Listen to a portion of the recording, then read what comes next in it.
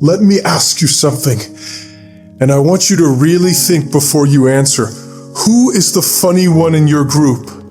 The loud one. The one who keeps the energy going. The one who always has something to say. Always makes people laugh. Always fills the silence before it gets uncomfortable. Is that you? Because it was me. It still is me. And nobody, not a single person, knows what happens after I close the door. I have a reputation. Good energy, always up for it. Never brings the mood down. People invite me places because of it. They say, bring him. He makes everything better. And I show up. Every single time. I tell the story. I land the joke. I watch people laugh. And I think, okay, good, that worked. And then the night ends. And everyone goes home. And I sit in my car. And it all just drops. Like a costume I finally get to take off. That is the thing nobody sees. The drop. How fast it happens. 1 minute, I am the loudest person in that room. Next minute, I am sitting in the dark, completely empty, wondering why I feel nothing. Not sad exactly. Not happy. Just hollow. Like the whole night happened to someone else, and I just watched it from somewhere far away. I have been doing this for so long, I do not even know when it started. There was no moment, no decision. It just became the thing I was. The person who makes it easier for everyone else to be in the room. The person who absorbs the awkward silence. The person who never ever makes it about himself.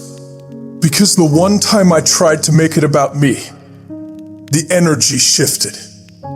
People got uncomfortable. Someone changed the subject, and I watched their faces and thought, okay, I understand. This is not what you need from me. So I went back to being what they needed, and I stayed there. Here is what that does to you. After years of being the entertaining version of yourself, you forget there is any other version. You walk into a room and automatically, without even thinking, you switch it on. The voice, the posture, the timing. You read the room in 3 seconds and you know exactly what version to perform. And it works. It always works. And everyone leaves thinking, he is so much fun. He is always okay.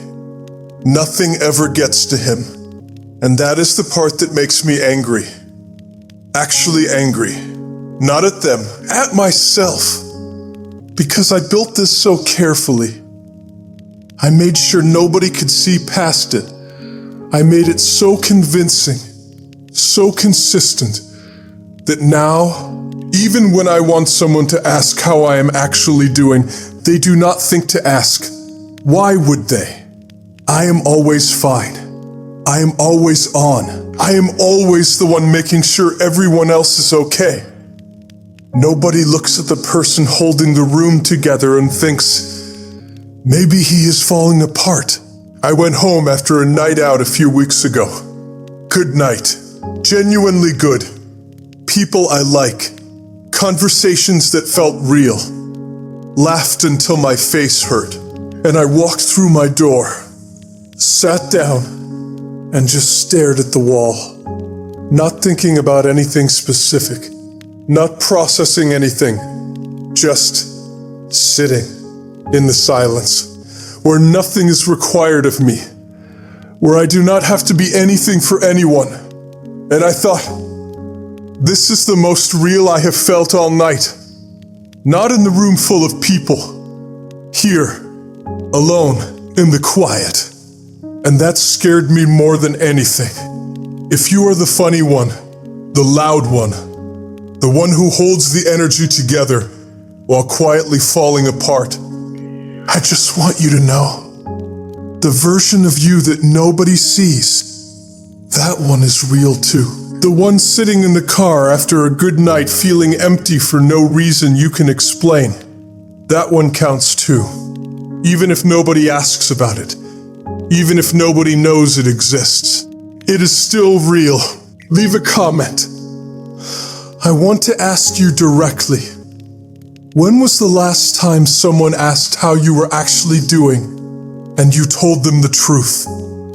Write it below, because maybe someone reads it tonight, still in their costume, still performing, and feels, just for a second, a little less alone in it. See you in the next one.